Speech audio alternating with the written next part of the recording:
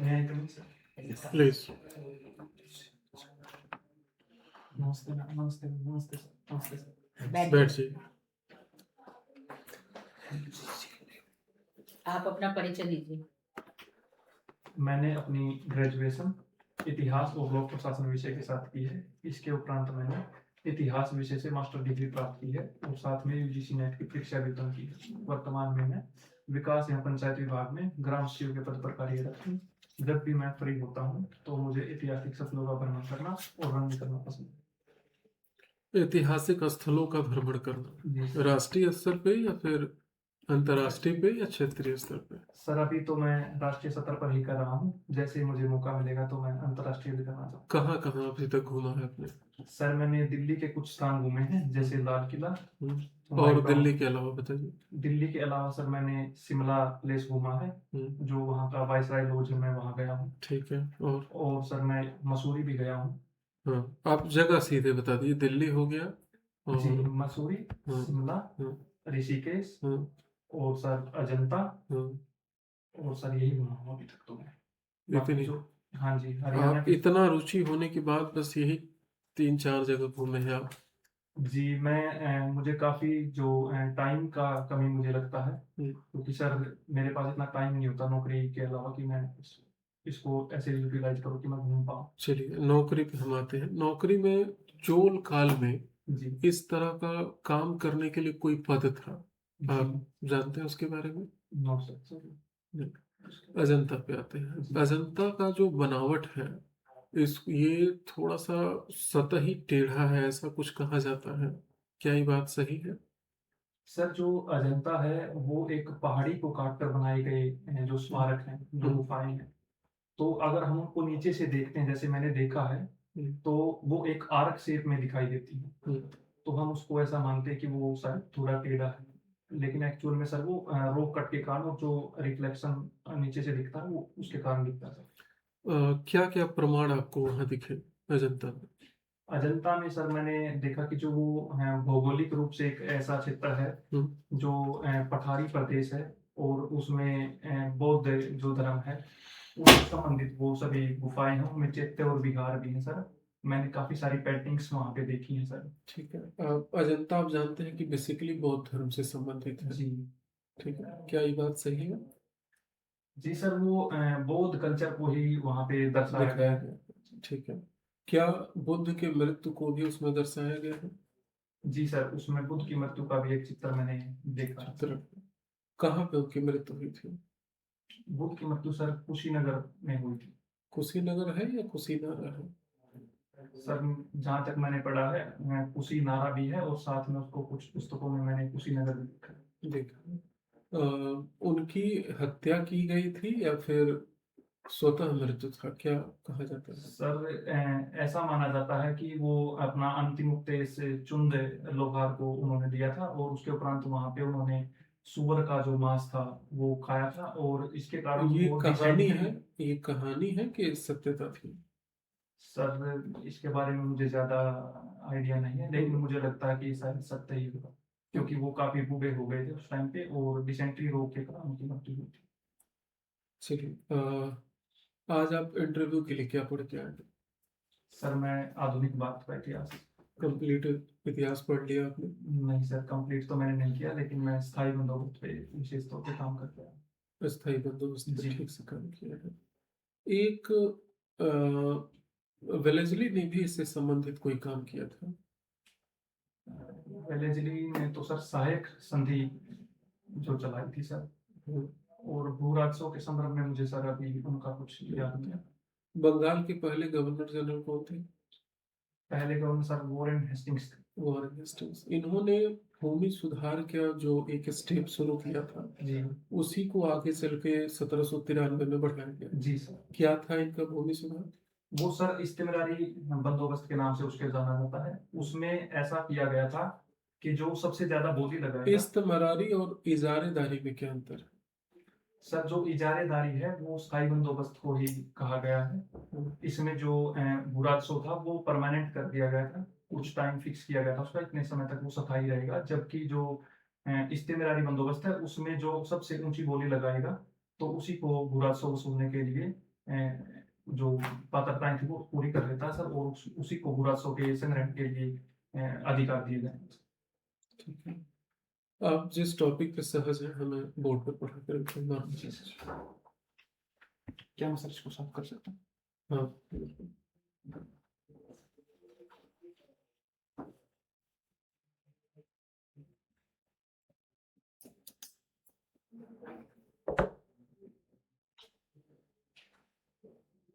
आज हम पढ़ेंगे स्थायी बंदोबस्त।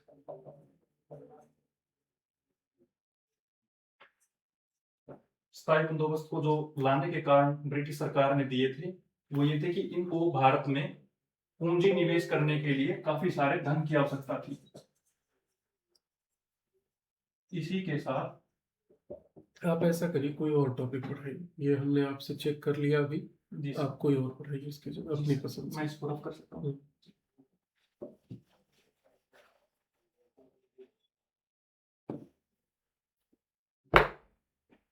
अभी हम जो टॉपिक पढ़ेंगे वो पढ़ेंगे भारतीय रियासतों का एकीकरण।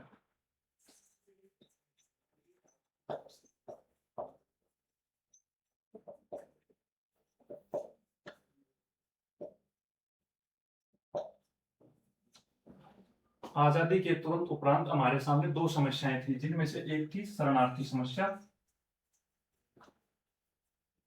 और इसी के साथ जो दूसरी समस्या थी वो थी रियासतों का एकीकरण।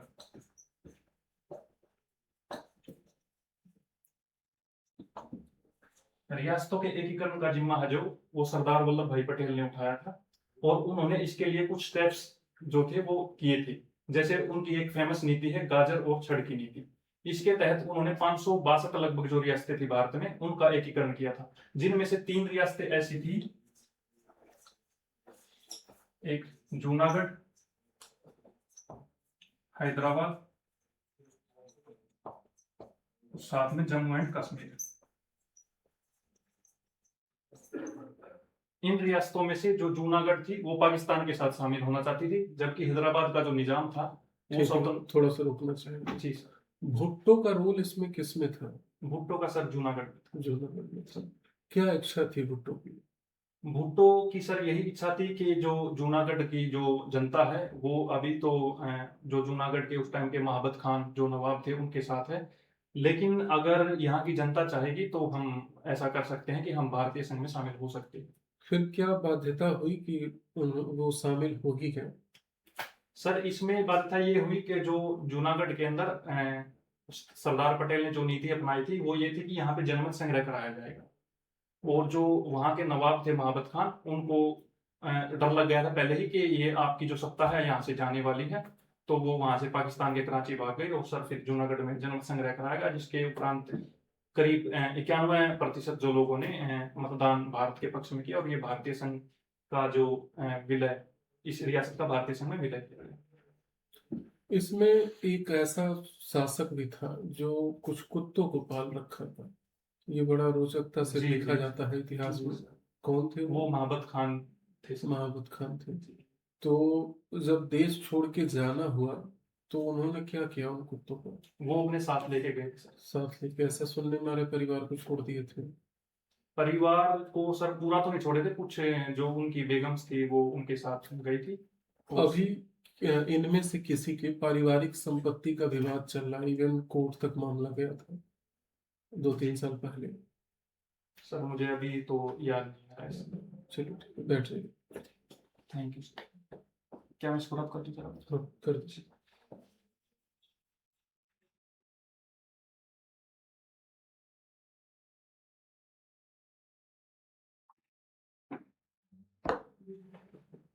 बैठिए।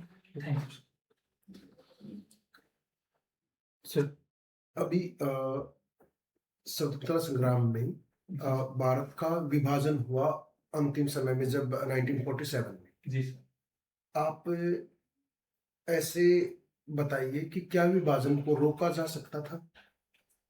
सर विभाजन के संदर्भ में कुछ विद्वानों ने जो अपने विचार दिए हैं वो ये थे कि विभाजन को संभवतः ही टाला जा सकता था, लेकिन जहां तक जो परिस्थितियां निर्मित हो गई थी तो मुझे नहीं लगता सर विभाजन को टाला जा सकता था, क्योंकि ऐसी परिस्थितियां आ गई थी कि विभाजन एक अंतिम विकल्प के रूप में नेहरू और पटेल जी ने भी स्वीकार ही कर लिया था। गांधी जी ने स्वीकार कर लिया था।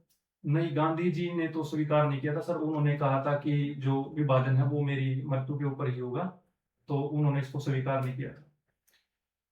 गांधी जी उस समय कहाँ थे जिस समय भारत का आजादी मिली या विभाजन हुआ, दोनों एक साथ हुई थी? जी तो उस समय गांधी जी कहाँ थे? सर, उस समय गांधी जी पश्चिम बंगाल का जो इलाका है नोआखली, उसमें थे। वहां पे काफी सारे दंगे जो भड़क गए थे, उनको शांत करने के लिए गांधी जी उस क्षेत्र में कार्य करते थे। आखिरी वायसराय कौन थे? सर, अंतिम वायसराय भारत के लॉर्ड माउंटबेटन थे। एक ऐसा शहर जो किसी सल्तनत काल के सुल्तान ने बसाया था हरियाणा में। सर, हरियाणा के अंदर हिसार ए फिरोज शाह तुगलक ने बसाया था सर। अभी आपसे ये अ, वो किया जाता है कि आप असिस्टेंट प्रोफेसर हरियाणा में होने वाले हैं, जी तो हरियाणा की क्या ऐसी विशेष बात है जो और राज्यों से अलग है? सर, हरियाणा एक कृषि प्रधान राज्य है, और मैं देखता हूं कि एक कृषि प्रधान राज्य होने के साथ इसकी जीडीपी काफी ग्रो कर रही है। इसी के साथ खेलों में हम काफी अच्छा प्रदर्शन कर रहे हैं सर। उद्योगों के मामले में क्या स्थिति है हरियाणा की? उद्योगों के मामले में सर, जो गुरुग्राम है वो सिलिकॉन वैली के तौर पर हम देखते हैं उसको। इसी के साथ पेट्रोकेमिकल्स हब के रूप में ठीक है, पानीपत है सर। थोड़ा सा रोकना चाहिए जी सर। मैं प्लीज। महात्मा गांधी की जो राजनीति थी वो एक जन आंदोलन आंदोलन था या नैतिक राजनीति थी? मैम, उसको हम मिश्रित रूप में देख सकते हैं, क्योंकि वो जन आंदोलन भी था और साथ में नैतिक रूप से उन्होंने उसको आगे बढ़ाया। महात्मा गांधी के द्वारा प्राप्त स्वतंत्रता, और अगर हम ऐसा मान ले कि एक जो हिंसक हमारा एक वर्ग था जिसे हम करम दल कहते हैं, उसके द्वारा प्राप्त स्वतंत्रता में क्या अंतर देख सकते थे अगर हमें वैसी स्वतंत्रता मिलती तो?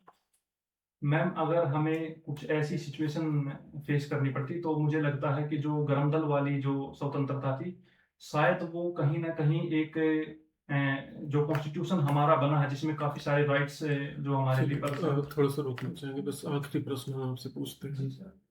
आप ऑलरेडी एक अच्छी जॉब पे हैं, जी बड़ी सर। अच्छी कमाई होती है, ऐसा सब लोग कहते हैं, जी सर। फिर आप उसे छोड़कर एक दूसरा जॉब लेना चाहते हैं, जी सर।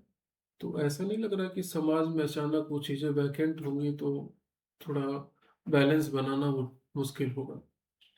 सर, मुझे लगता है कि हमें निरंतर अपने प्रयास करने चाहिए ताकि हम अपनी जो इच्छाएं हैं या फिर हमारे जो लक्ष्य हैं हम उनको प्राप्त कर सकें। और रहा सर, जहां तक ये बात है कि वो पोस्ट वैकेंट हो जाएगी, तो इससे सर मुझे नहीं लगता कि इस कार्य पे काफी सारा प्रभाव आएगा। हाँ, हालांकि कुछ कार्य हो सकते हैं एक्स्ट्रा, लेकिन सर उनको मैनेज किया जा सकता है, क्योंकि और भी कई सारे ग्राम सचिव हैं या फिर एससीपीओ सर हैं, तो ठीक है, आज का इंटरव्यू हम यही समाप्त करते हैं, जा सकते हैं। जी sir. Thank you. Thank you ma'am. Thank you ma'am. Thank you sir.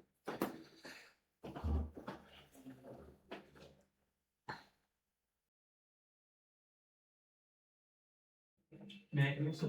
Yes. Please.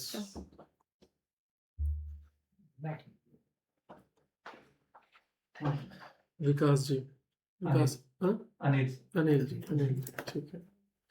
देखिए, हमें तो पहले लगा ही नहीं कि आप वही अनिल जी हैं जो पहले दिन आए थे। एग्जैक्ट पहले दिन। एग्जैक्ट पहले दिन जब जी। आए थे तो हमें लगा कि कोई ऐसा लड़का आ गया जो किसी तरह से पेपर वगैरह आउट करके पास हो गया हो और इंटरव्यू कोई आरोप न लगाए, इसलिए जी। मतलब व्यक्तित्व तो एकदम डिफरेंट था।